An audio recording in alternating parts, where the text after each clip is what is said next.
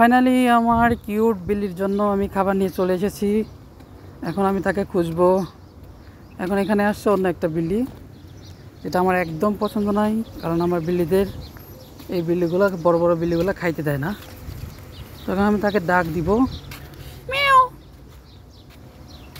Miao Miao Miao.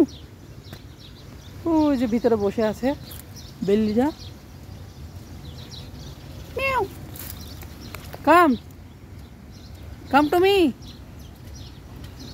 সুরা সুরা, come. You need food? My friend, come.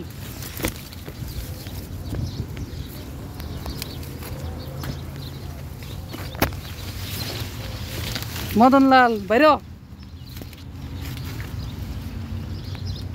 अभी ওর তো ওভাবে বের হবে না, তো ওকে বের করতে হলে ধরে বের করতে হবে, বুঝতে পেরেছি।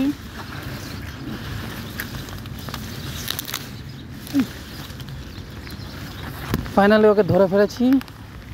এখন ওকে আমি খেতে দিব।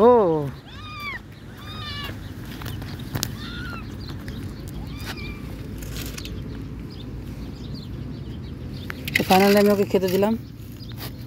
এখন মজা মেরে খাইব।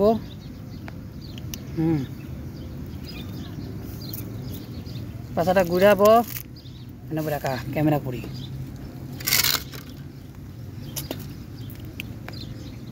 তো সাথে আর একটা সাথী ছিল। প্রথমে 3টা বিলি ছিল, এখন একটাই আছে আমাদের কাছে।